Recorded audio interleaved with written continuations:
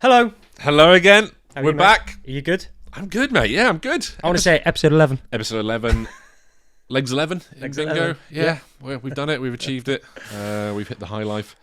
Is that it? Is that 11's the high life? Do we I think 11, yeah. do we sack it off after this one? I think we should. I think we should. We've probably discussed everything. Well, we might have to sack it off after this one. Yeah. Yeah. This is a controversial one. This is a bit of a controversial one. What are we talking about, Andy? We're talking about... Whisper it. Whisper it. Whisper it. Don't say it out loud. We're talking about the vaccine. The vaccine. The vaccine. MMR and the link to autism and that bloody thing that just won't go away. And when you're new to becoming an autism parent, I ended up looking into it. Because you just want an answer, don't you? Mm-hmm. You can't. It's so difficult to accept that you've been chosen to become an autism parent. I love that. You've been chosen. You've been Thanks. chosen because you are the best person to deal. Yeah, all that nonsense. Yeah. But you want to try and find an answer, don't you? Yeah. And you just kind of you look at various different things, and the one thing that always pops up when you try and find an answer as to why your child has autism is the link between vaccines and autism. That always pops up. And then because you searched it on Google, everything in your social media from there on is somehow linked to kind of detoxifying or getting rid of metals, or it's the vaccine because they're full of X, Y, and Z, and you can buy these potions that will strip it out. I'm going to bring them in next time. I'm going to bring them in and just so that everybody could just see it and go, yes! Bring them in. And you can understand why it happens because, what is it, 13 months, the first vaccination? Is it something like that? Yeah, I think so, yeah. When does everybody start noticing symptoms of autism? Absolutely. It just coincides, not in the coincides that it's the cause, but I would say because the vaccines are given at that age, that's the age that, as parents, you start to notice that your child isn't meeting certain milestones. It's that developmental age, or it's acting slightly differently than to what you expected. So you automatically will look back at some point and think, is there a link? And it's strange. So part of you wants to think that there's an outside aspect that's caused this, and not you, even if it's genetics. Yeah. But also, you then struggle with it because the idea that you've sat there with your child on your lap and it forced them to have this vaccine. Yeah, absolutely. The guilt of that comes in as well. So you can't win either way. You can't win. And there is. I remember, like Lydia having her jab, and she had I remember if your child is ill, has a fever, please don't do this jab. She didn't have she didn't have a fever or anything along those lines there. But I just remember to this day she had a bit of a sniffle. Yeah. And there's always that little part of me in the back of my mind going, oh, is it that sniffle and the mixture of having this MMR jab that has now caused autism? Yeah. And it sounds absolutely crazy to even think that, but because the part of your brain's going, there has to be a cause to this, there has to be an answer. Yeah. And you just automatically look at the link because the symptoms start to show at similar times to the MMR jab. And we also have people that say, my child was happy, bonny, bouncing little baby. They were doing certain things or even speaking, and then they had the MMR jab, and they regressed. The regression part, I think, is where it's more, I say, obvious. We're not saying vaccines cause autism. We don't think vaccines cause autism. I'm just going to repeat it. We don't think that. It doesn't. But because of the regression, you can understand why. Because they were talking, now they're not. Why has that happened? Whereas with Thomas and Lydia, it's kind of been the progression's kind of been the same. Yeah. Yeah, absolutely. Or lack thereof. But if you're starting to go, my child's meeting milestones and they're doing X, Y, and Z, and they're just like on course, and suddenly they don't. They go, they regress backwards, and you're like, what on earth is going on here? Why has this happened? Yeah, you're gonna look at it, and I would look at it and go, is it this? I mean, I looked at it. I looked at it when there was no regression. Yeah. I looked at it just because, okay, he's autistic. Why is he autistic? Literally that question on Google or on YouTube videos. So, yeah, absolutely. If Thomas had regressed I 100% would have been like, something has caused this, and this something has got to be an outside factor. Exactly. Yeah, 100%. So where did this all come from, Andy? What started it came from somebody else called Andy. Oh, really? Yeah. Oh, really? A British doctor. And he's British. And he's British. Oh, okay, great. We are famous for creating great stuff from this nation, and sadly, Dr. Andrew Wakefield is not one of those pioneers out there. But no, he wrote or published in 1998 in The Lancet, so a respected medical, very respected journal, a study that the conclusion was that these vaccinations are the cause of autism. And Andy, how many children were in that study? Well, usually when you do a study like this, such an important study, you tend to include in the population of that study, I would say, at least more than 12 children. More than 12? More than 12, okay. Yeah. So his study consisted of 12 children that were vaccinated and had neurodiversity, and that was it. So he didn't even have like a control group of children that weren't vaccinated. Yeah. He just had 12 children. They were vaccinated. They were showing signs. And the scientific data that he used to make the link primarily was based on the memories of the parents of those children. Which, as we know, all of our human memories are incredibly reliable. So absolutely. So I can't remember what I did yesterday. I can't remember what I did this morning. But that was his study. I'm amazed it got published. So his study in the Lancet of all things. Lancet, okay. And it was 1998. Yeah, so that wasn't long ago. It wasn't long ago. So he was just literally like, I've published this paper. I've got 12 children. That's enough. Yeah. I'll just do it based on 12 children, and I'll just ask the parents what they thought. And it got published. And that's where all of this stemmed from. So it got out there. It was in the medical journal, and then people go, right, I've got an answer. Yeah. I've got an answer. And that's what we want. We want an answer. Because we talked about this before. You see a headline or something. Yeah. Oh, yeah. Yeah. And you go, right, that's a cause. Yeah. You don't delve into the actual paper itself no. and look into it. No. But it turns out he was a very interesting character as well, wasn't he, this Andrew? Yes. This Dr. Wakefield. I have heard. Bit of a conflict of interest, wasn't there, with this doctor? Yes, what came out later... Oh, actually, what we haven't said is the type of doctor he was. Oh, yes. Obviously, he's doing a study into the effects of autism and the jabs, so you would expect that maybe he was a paediatrician of some sort as a bare minimum. Yeah, with a strong background in neurodiversity. Yeah, absolutely. A good understanding of kind of immunology brain. And vaccines. Yeah, absolutely.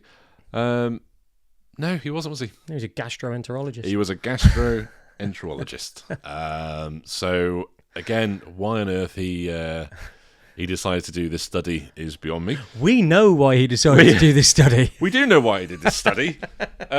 It turns out that Dr. Wakefield had a bit of a conflict of interest, shall we say, in the sense that he was paid by a lobby of, what should we call them, lawyers? Lawyers, solicitors?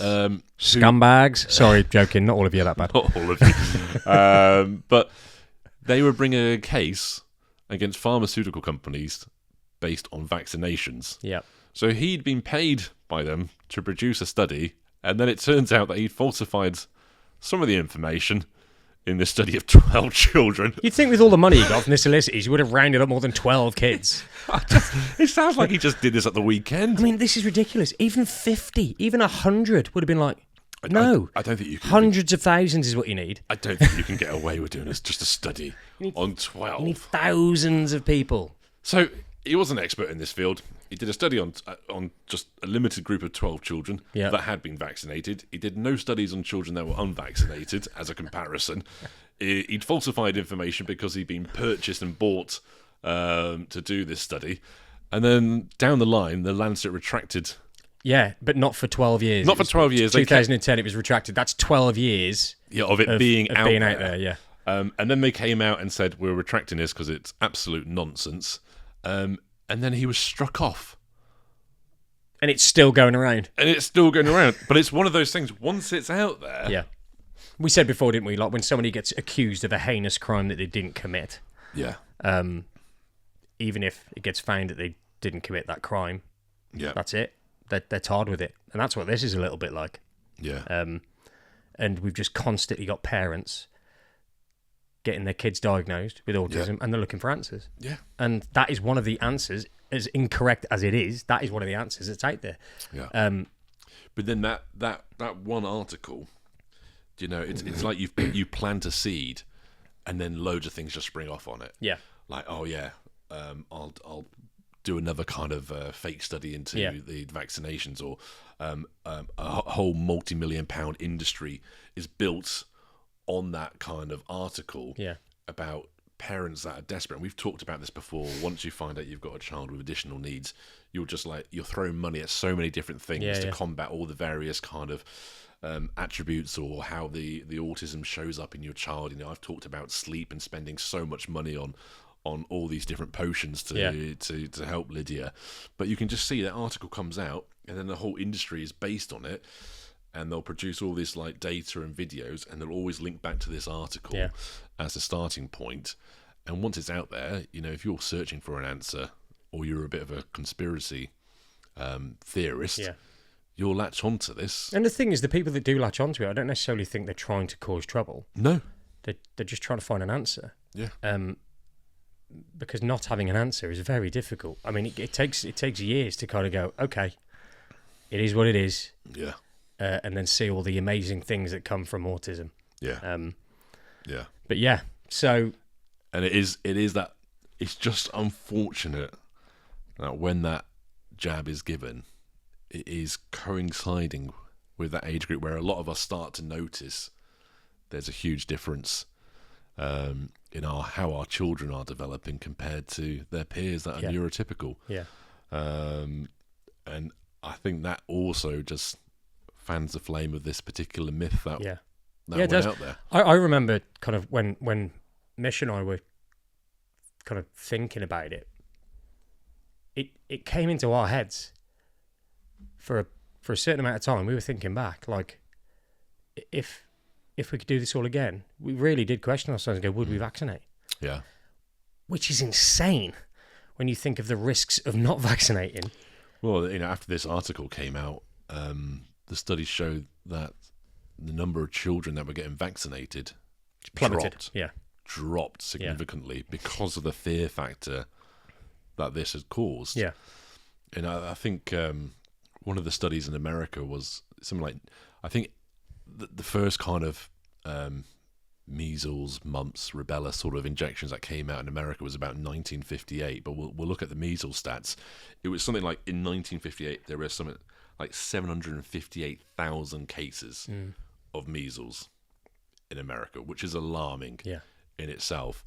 And then kind of fast forward 50 years, the number is 150 cases flat in America. Why? So it shows you how important vaccination is, but at the same time, I had exactly the same thoughts you just described there. If I could do it again, would I? Yeah. Would I do it? Because of that fear factor of this, you know, of being an early autistic dad, and then hearing this sort of stuff on kind of the internet. Yeah. Before I actually delved into it and go, right, I need to look into this, and then go, all right, it's completely kind of nuts what this guy was saying, but it played in the back of my mind. And I said to you, like, Lydia having that sniffle was like, that was in the back of my mind. And then I remember Selena saying to me that somebody had said to her, oh, do you know what? I think it was just before we took the MMR jab for Lydia, saying, oh, you don't want to do that. It causes illnesses in children. Yeah. And that always plays in the, you know, just replays in my head like, oh, that just makes me feel shit now, doesn't it? Yeah, the idea of sitting there with your child, because it's such a small moment. It's not like it's over a long period. The idea that in a blink of an eye, you made a decision that you have a thought in your mind, doubt that you might have caused your child to have autism in a thing that took 2 seconds. 2 seconds. In its height. Well, it's so quick. A couple of milligrams of, exactly. of drug administered. Like, it's like just questioning yourself, like, did I cause all of this in that moment? Yeah. No, you didn't. But that's totally understandable why we have that thought. Yeah. We've got some studies that were done since this one in 1998. Yeah, well, I Lancet. think this caused... Did they have 13 or 14 participants in this study, or was it a little bit more? No, I think there was one done in Denmark in 2002, and I think they looked at Andrew Wakefield's kind of study of 12 children. I thought, maybe we should do a few more. Up it.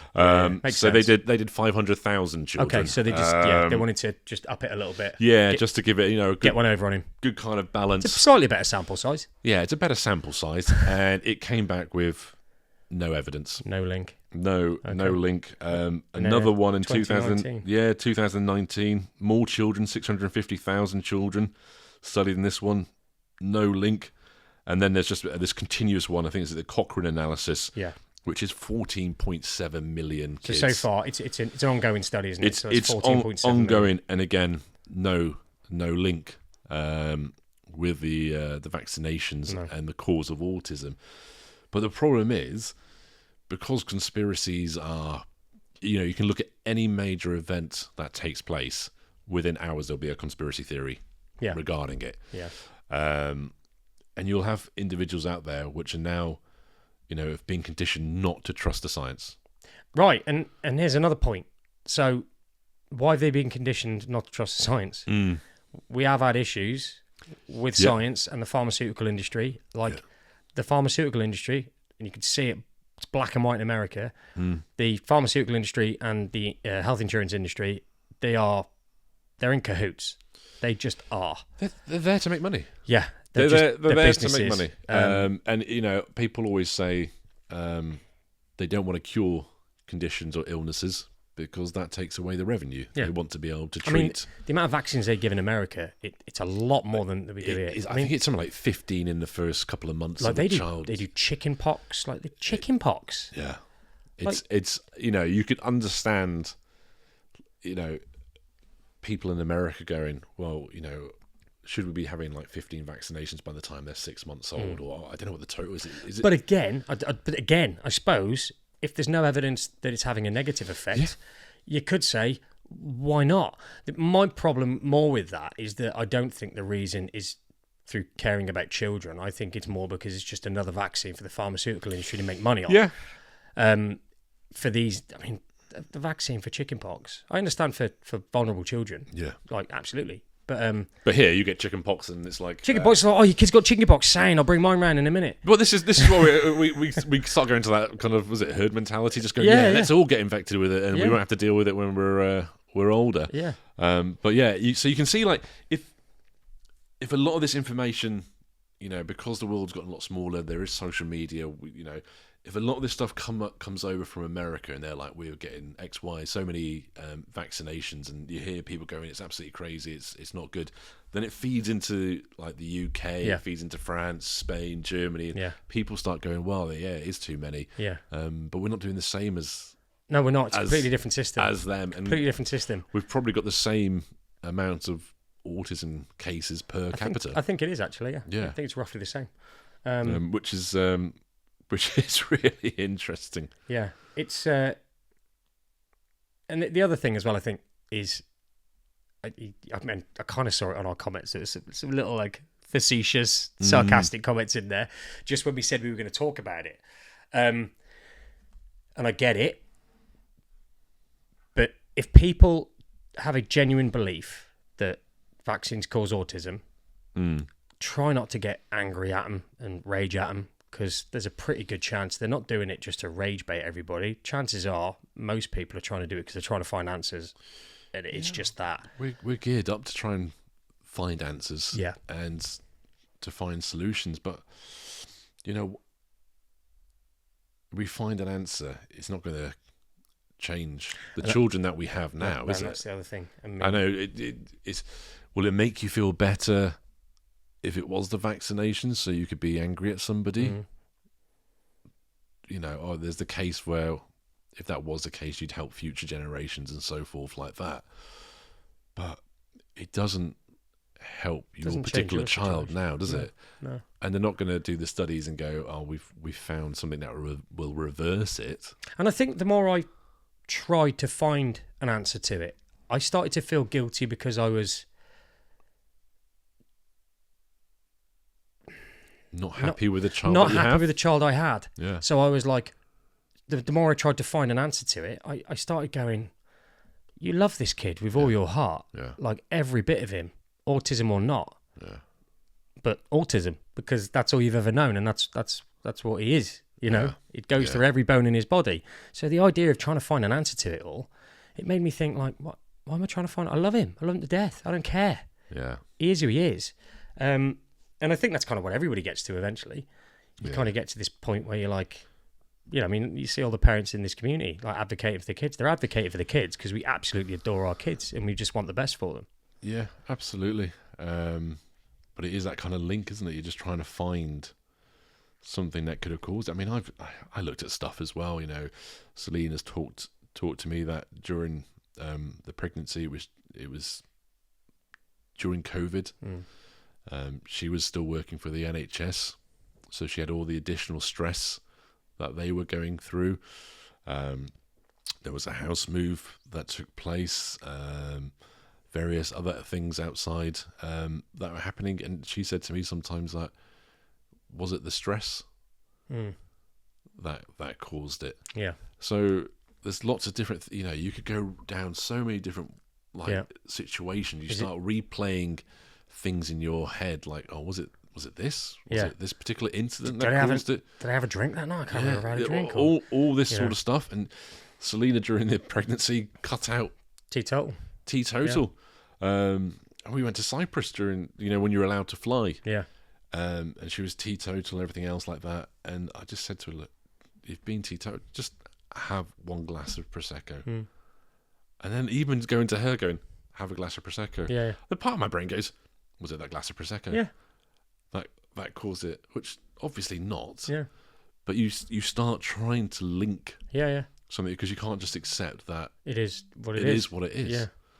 I don't know whether that's the same with, you know, children with other disabilities or conditions that you try and go, why? Probably is. I mean, or it's a situation where you did make some bad decisions. Yeah. I don't mean you made some bad decisions, but people made bad decisions and they can't see it because subconsciously they know. You know, they might know what it was. Yeah. You know, smoking when you're pregnant. You Yeah, know, yeah, drinking absolutely. heavily when you're pregnant. Like all these things are really well known to cause all sorts of issues. I remember with Thomas. Mish knew like day one something was off. So even when she knew something was off, like he wasn't latching on and he tongue-tied and there was loads of little things. But even knowing all of that. Is he tongue-tied as well? Yeah. Yeah, Lydia. Oh, was Lydia? Yeah. It's a common trait, apparently. Yeah. Oh, is it? Yeah, apparently. Well, no, sorry. Not the tongue tie, but the not latching on. Not latching on. Yeah. It's common, so they assume it's tongue tie. Yeah. Yeah, that's what that we had the same thing. Yeah. Lydia wasn't latching on, tongue-tied. Went private to sort that out. Mm-hmm. Yeah, because they're like, it's social. I mean, what's more social than, you know, than breastfeeding? Didn't know that, Yeah. So that was one of the things that was like, well, that's weird. And then even now, I look at interactions that we're having. You know, you get little memories come up on your phone, and it's him laughing and giggling as a baby, and he seems more interactive as a baby. Yeah. So I end up questioning, like, what happened? Yeah. Like, where was the cutoff where this all ended? But he's like that now. Like now, some days he's like typical giggling, running around, chasing, and then other days, nothing. Absolutely nothing. So that's just him. Yeah. But these memories just end up screwing with you. Yeah, because it's like those things that your brain chooses to remember certain things. Yeah. And like if you do this in general life, if you're in a good mood, you remember good memories. If you're going down a horrible kind of black dog sort of day when the rain clouds are above you, your brain will focus on all the negative stuff and bring all that out. And it's very much like this. You can either just go, all right, nothing's going to change it. No. Fuck it, I'm just going to carry on and do the best I possibly can. Or you can always be that person that sits there and go, why?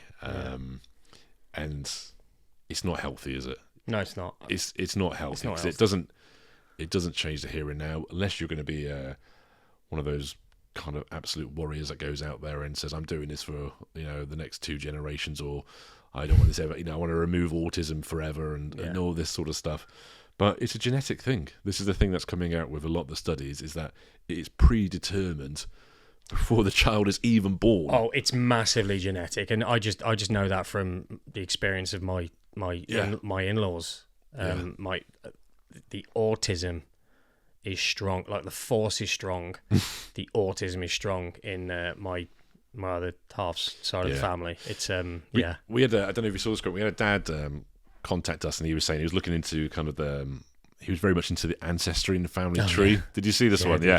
And he said, we went back quite a few generations, because he said, look, autism is in the family. I've got kind of, parents and grandparents which have been neurotypical.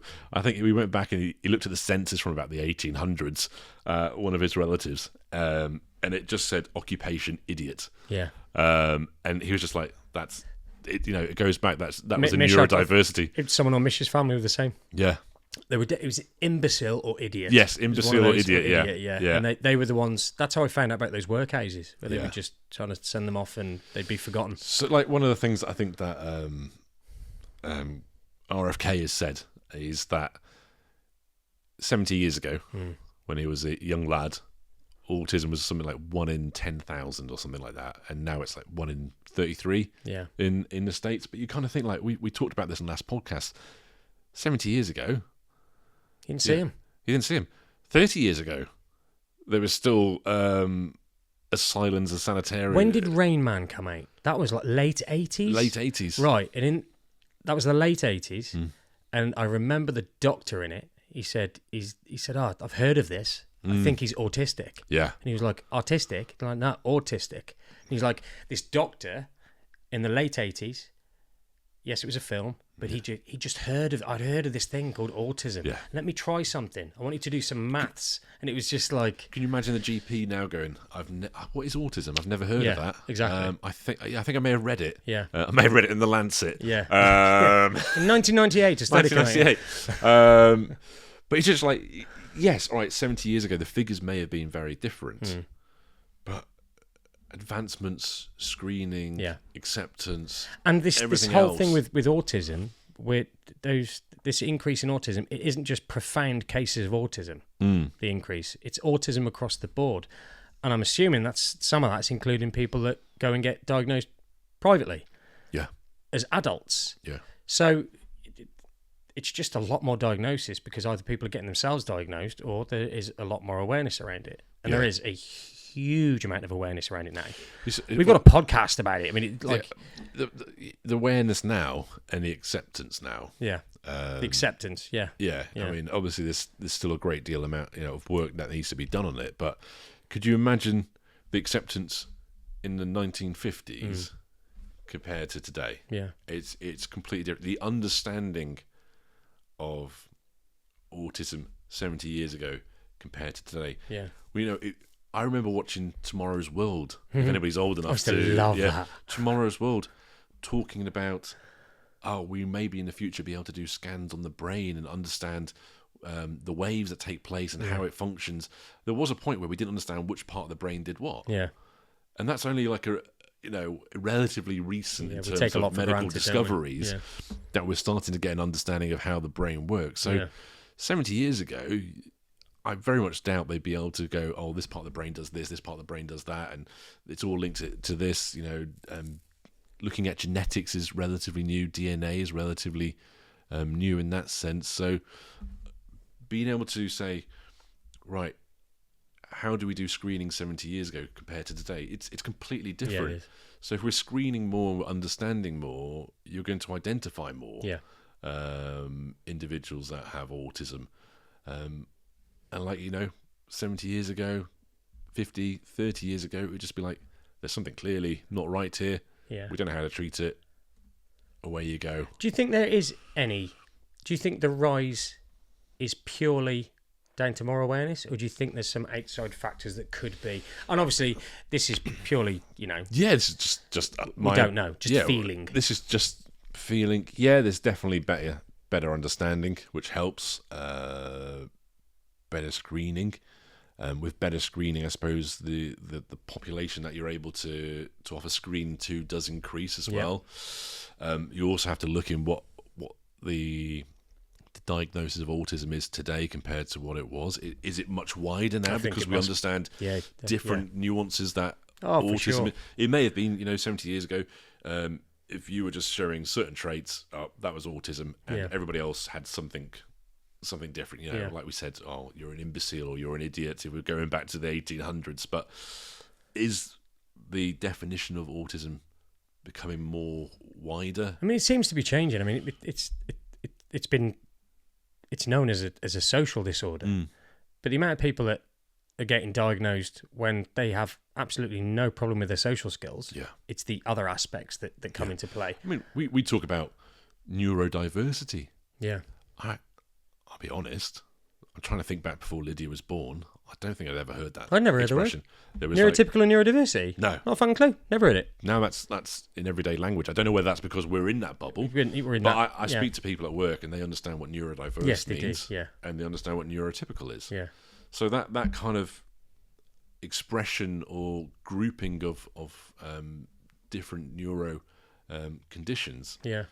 That wasn't under an umbrella when I was growing up. No. We said, going at school, we've said this before, there was like naughty children or not naughty children. Yeah. There wasn't any explanation as to why children were perceived as being naughty or difficult. No. But now we have a greater understanding and awareness of that, as well as in the education system, which we talked about previously. Do I think there's outside influences or factors? Yeah, like could be.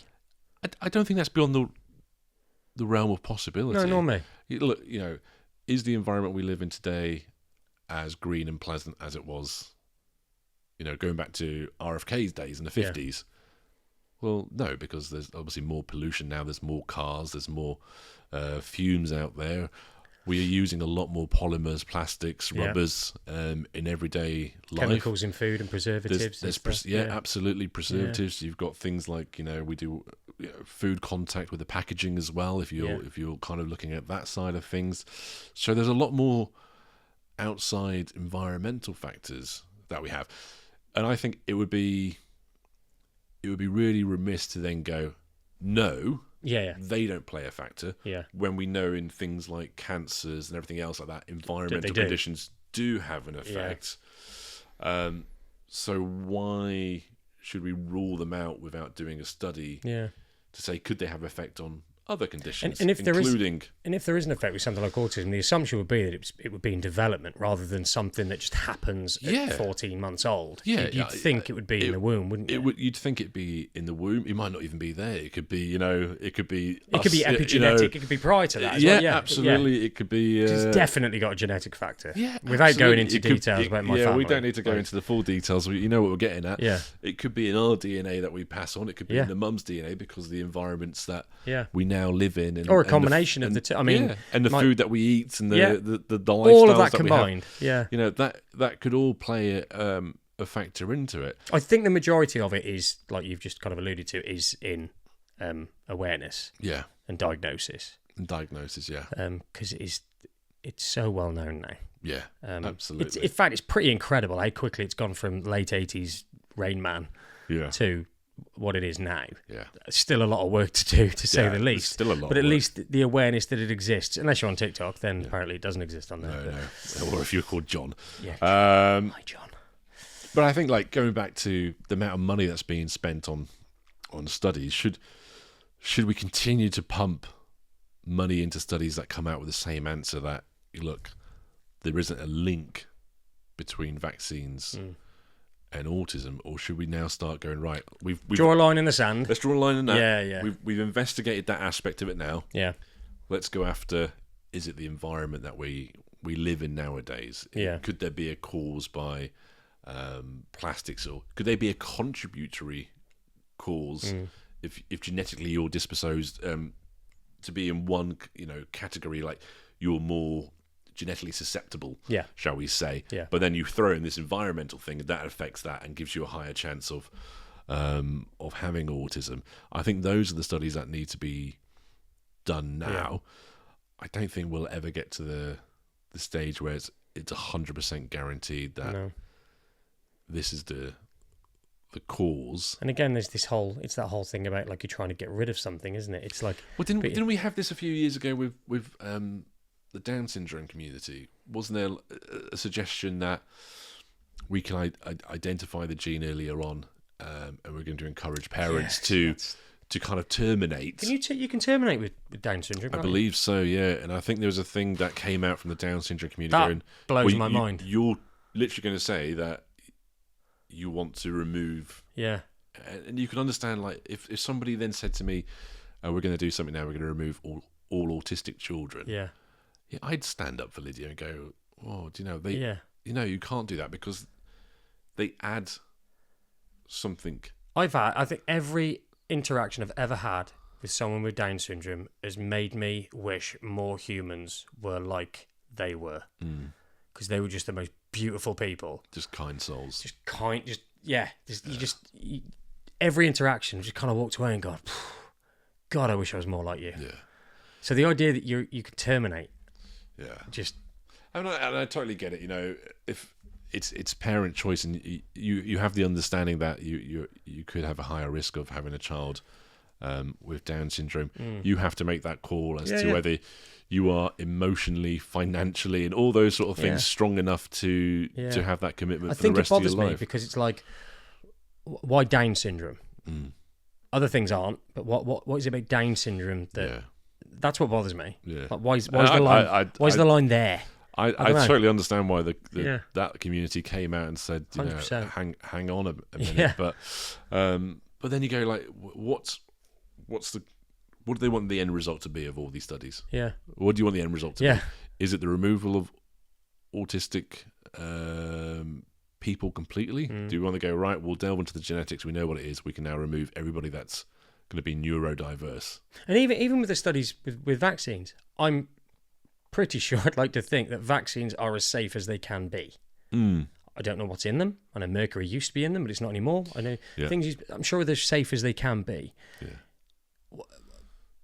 Let's say they did a study and they found that, oh my God, actually, it might cause autism. What then? Remove the vaccines? But then you remove the vaccines and it has another knock-on effect that you have a number of serious illnesses. Which so this is why, to your point, we need to draw a line in the sand. Children, we need to draw a line in the sand and just go, okay, we've done the studies, let's move on.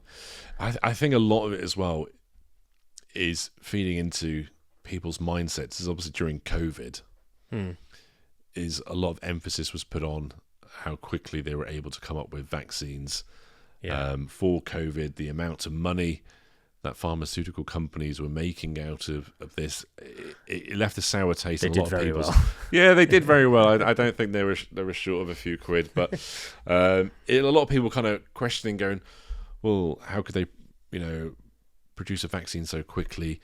How much money have they been making out of us as taxpayers? And a lot of people saying they weren't affected by it, or they didn't know anybody that kind of passed away, and so forth like that. So again, it created this narrative that we can't trust the science. No, we can't trust the science, which is difficult because you've touched upon it before. In America, pharmaceutical companies, they make a lot of money. Yeah, a lot of money, and they have a lot of politicians that they publicly back through their campaigns and donations, who will then go and fight causes. So even if they are legit, even if they are 100% legit, exactly, that's the problem. It leaves a bad taste in your mouth. It's the way politics is run. It leaves a very much a bad taste in people's and with vaccines mouths. Legally, pharmaceutical companies, there's no comeback with a vaccine. No, they're exempt from being prosecuted, from being sued. Yeah, that's part of the thing. I think the same thing happened with COVID. And again, that's another reason why it's like, why vaccines? Why would be? So you understand why this thought process is in people's minds, and then you also understand why the pharmaceutical company goes, let's make some more vaccines. Yeah, and then you have questions. You question, with cancer, how on earth, with all the billions of pounds that have been spent on it, has a cure not been secured for this? And then you have people say, well, there's more money to be made in treatment than there is in eradicating it. So I heard a really good thing the other day about I heard a good thing about cancer. That was a weird sentence. And they were just explaining why, and it's really simple. I mean, I suppose I already knew this, but killing cancer is actually incredibly easy, isn't it? It's a really easy thing to do. Apparently so, yeah. It's killing cancer isn't the problem. It's trying to kill cancer without killing everything else around it. Yeah. Is the hard bit. It's Yeah. that targeted piece. It's it's like cancer isn't this magic thing that can't be killed. It's just, unfortunately, it's surrounding, Right. living tissue, you, essentially. Yeah, absolutely. Absolutely. Killing that without killing everything else. There's some really interesting, little kind of conspiracy things that we've got here. Yeah. Thimerosal, the mercury causing autism. It was removed from vaccines. This is just for anybody that's still questioning it. Mercury was removed from vaccines in the early 2000s, and the autism rates didn't change. And do you know what?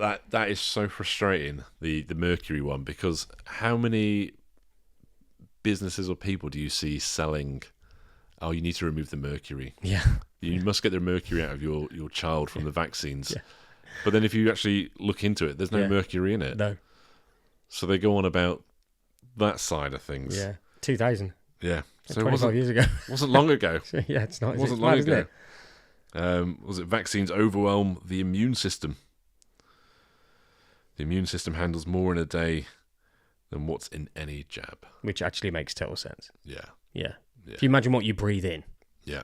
Like with one breath, the amount of bugs you're probably breathing in. Yeah. And your immune system can deal with that no problem at all. So the amount that's in a vaccine, it's going to be way less than that.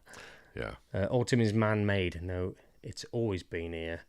We're just finally seeing it, which is what we talked about before. Yeah, it's one of those. But then you can easily just go in there and just say, well, okay,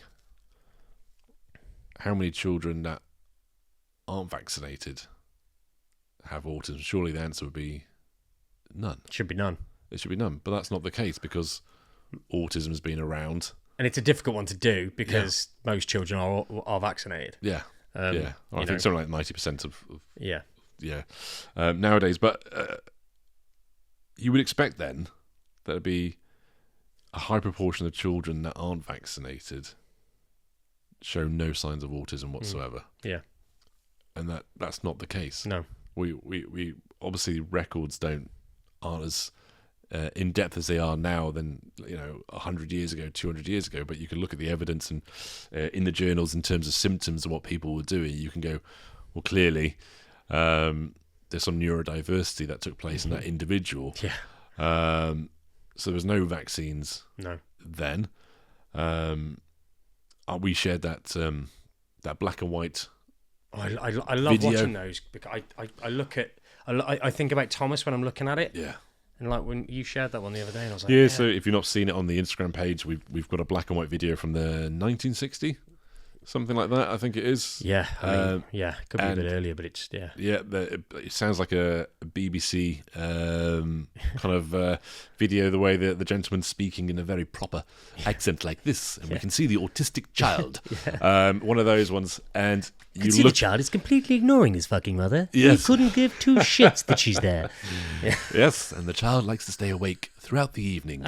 So it's one of those videos, and it literally. I looked at it and go, "Oh my god, that child is doing exactly what Lydia does." Yeah, I'm like, that's Thomas. Oh, the first thing it said was, many autistic parents firstly believe their child could be deaf. And I was ringing like, the bell. Ringing the bell. This is exactly what I do with Lydia. Except you did it with a... I did it with a pan and a wooden spoon, rather than... I didn't have a bell in the house, otherwise so I would instead of... you were going gong, gong, gong. Can you hear this? And she couldn't hear it, so exactly that. The stimming was exactly what I recognised in Lydia. The rocking to the music. The lack of awareness of danger. Oh, with the car. With the car. Yeah. You know, how many of us say, they've got no awareness of road safety. They will just run in front of a moving vehicle. There was the lack of sleep, the waking up in the middle of the night, the one child interest in food. Do you remember that? It was just like something like ice cream, lemonade, and I don't know, crackers or something like that. That was the only food they would eat, and they try and introduce new foods, and it wouldn't happen. That was in the 60s. Yeah. So that was 60 plus years ago that they had this video of children. Yeah. And this is before a lot of these vaccines that our children are having now were about. Yeah. And they showed exactly the same characteristics that we identify and that we recognise in our children that makes us go, oh, we need to kind of look into this. This could be something neurodiverse taking place. Do you ever look at those videos and just think, what happened to that kid?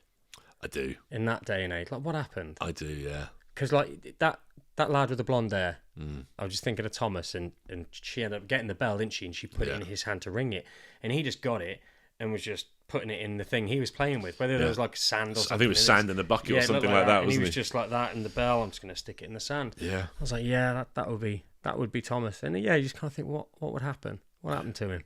Yeah, I mean, I see like adults walking around now, and they're on their own a lot of the time, and you just think, like, what's your life been like, mate? Yeah. Like, what's your life been like? Has it been okay? Have you been looked after? Well, like, you'd like to think now the chances of being cared for and looked after and everything else is 100 times better than it was 60 years ago. Just think what you've been through, mate. Like you just, we've got things at the moment like EHCPs. Yeah, you just went at the moment. At the moment, yeah. But we have dedicated schools. We have professionals in this field now who are devoting their life to neurodiversity. Yeah. So compared to what it was a few years ago, it is the understanding and awareness and the people that want to devote their lives to understanding it more. Yeah. From the purpose of how do we again allow these children to reach their full potential and assist them in living hopefully positive, fruitful lives, whatever that looks like. It's a damn sight better now than what it would have been if they were born 60 years ago and we were parents to these children. The understanding is a lot better, and you kind of want to think that in 20 years' time, people may look at what we were doing now as like, that's so kind of out of date. We're so much more advanced. Yeah, and that's why the studies have to, I guess, not so much on, we're going to invest millions of pounds in finding why. It doesn't. I don't think it matters. I don't think it's really. It doesn't matter to me anyway. If they come back and go, do you know what, guys? We've discovered it is the environment. It's because of plastics, rubbers, polymers. Do you know what? It's not going to make the blindest bit of fucking difference because we're not, as a society. Yeah. We're not all going to go, do you know what? That's it. No more plastic. Get rid of the plastic. Get rid of the everything else. We're done with that now. Yeah. It's not going to happen. No. So should we just be, putting all that money into researchers? How do we assist? Yeah. How do we treat in the sense of, let's invest more into speech and language. Let's invest more into communication. Let's invest more into physical activity and awareness and try and create a society that maybe is a bit more open to children, individuals like this. And that's where I think the money absolutely should be invested. I don't think we're ever going to go, this is the pinpoint thing that has caused it. No. It's not going to change anything, is it? It's not going to go, this is the eureka moment and no, we now know. I always, part of me, and it's kind of not the case because, again, like I talked before about, I won't say his name, a rather well-known autistic TV presenter. Yeah. Okay. Yep. So there was talk about, he got really angry about talk of curing autism. Yeah. And his response was quite angry, and I get it totally because he's autistic himself. And he said, like, all people with autism don't need cure. It was like these really blanket statements. Sometimes it really annoys me. Really high-functioning autistics speak for everybody. Have a lot to say about the autistic community because of their own experience. Yeah. And it's like, if you're so in with the autistic community because you're autistic, you need to meet more autistic people and their parents, because there's a lot of people out there that are really struggling and having a real shit time. And there's parents that are dealing with autistic kids that are having to wear helmets because they can't help self-harming by smashing their head against the wall. Yeah. Like, so it really annoys me. And I hate to say it, it's a lot of the time it's the high-functioning autistics that are saying this stuff. And I get it. No one's saying that everybody with autism needs to be cured. But there's some people with autism that really wish they could be. Yeah. Because they're just suffering. And the parents are suffering. We said this in the first episode, we said, like, if you could press a button and remove the autism in your child, would you do it? And it was, it caused people to think, and many people said, "No, I wouldn't press the button because I love the child that I have." And then there were a lot of people that said, "I'd press it in a heartbeat." Oh, they were like, and no you doubt. know what? They couldn't even believe it was a question. No, almost. they were like, of course I would remove it straight away. Yeah. But we're saying autism, but again, you can be autistic, high functioning. Yeah. Complete your school studies When no one even knows you're autistic. You can be academically superb. You may have some social anxieties and inability to mix with certain individuals, but you have a close group of friends, and you'll be absolutely fine. You'll hold a job. You'll potentially get married, have your own children, and you will live the course that many neurotypical people will have. Yeah. And I completely understand, for those individuals who are going to be like that, but at children's stage, oh, I'm not going to press the button, of course not. But then we had people say, my child, autism is horrendous. There is self-harm. There is inability to mix. They're lashing out at parents. The parents are totally fearing what the future would look like when they're not there. And, they all still come under the bracket of autism. Yeah. But you can understand why one person would go, yeah, I'd remove it. And one person goes, no, I want to celebrate it. Yeah. And, it's a real difficult position to be in. But you do tend to find the people, as you said there, that are high functioning will do a lot of the speaking. Partly because, like our children, they're non-verbal and can't communicate, so they're not going to go on social media and say that. They're trying to advocate. Yeah, of course they're trying to advocate. They're trying to do the right thing. Yeah, but, totally. We've talked about it before. The spectrum is as long as it is wide, and not everybody is pinpointed on the same place on the axis. No, and that's part of the issue. Yeah, absolutely. So I'm just going to cap this off at the end. We don't think vaccines cause autism. No. No, we don't. Just going to front end and the back end. It doesn't cause autism. It doesn't cause autism. Or if it does, there's no evidence of it. No, there's none. There's no evidence in it at all. Eating beef causes autism. Damn it. No, it doesn't. Oh. There you go. Woo! But it's just as crazy as saying, it's something else that causes it. Do you know what I mean? If you look at the science and the evidence, there's nothing there that says vaccinations. If anything, there's evidence there that it doesn't. No, the evidence says it doesn't. Yeah, absolutely. Yeah. But you could be an individual that goes, I don't want to believe the science. That, do you know what? It's completely your right to go, I don't believe the science, and allow your mind to go somewhere else. But please don't state whatever you think as fact, because you might end up convincing other people that what you're saying is true. This is it. And keep yourself. I'm fairly certain for every person that says vaccines don't cause autism on the internet, there'll be somebody equally out there that says they do. Yeah. And depending where your mindset is, same with politics. You'll either swivel one way or swivel the other way because that's how you want to go, and you'll kind of find the evidence to back up the decision that you've got in your head, and you'll ignore everything else. And that's the way we're kind of conditioned. But for the vast majority of us, and the reason we wanted to do this is don't feel guilty, and that was it. It's like there could be people early on, especially when RFK came out and he did that speech and he said about what a thing to say. I don't think RFK is coming from a bad place. I think he's an evil man. No, he's just he's been an advocate for autism for many years, and he's been an advocate for the environment. I mean, he sued Donald Trump twice. Some of you would absolutely love that. Yeah, and now he's working with him, which is odd. But he's been an advocate for autism. He's done a hell of a lot for environmental for the environment in America, huge amount. But on this, I think he kind of dropped the bollock. I think he did on this. Yeah, I think he did on this. He talked a lot about facts and I think people not being able to. When he said there'll be a whole generation of people that don't pay tax. Don't pay tax. Because then that automatically feeds into it, and you go, so you just want more taxpayers. You just want more taxpayers. Oh God, it did actually sound like that. Yeah. But he said a lot of other stuff in that speech. But that's the one everybody listened to. Yeah, and everyone pulled that one line out and ran with it. I totally get it. It was a big story. It was a dumbass thing to say. It was. Mate, I just want to say that's a real nice fucking t-shirt you got. But this one here. Yeah, it's nice. It's really good, isn't it? Yeah, like it. Autism advocate. You've got some. Always advocate.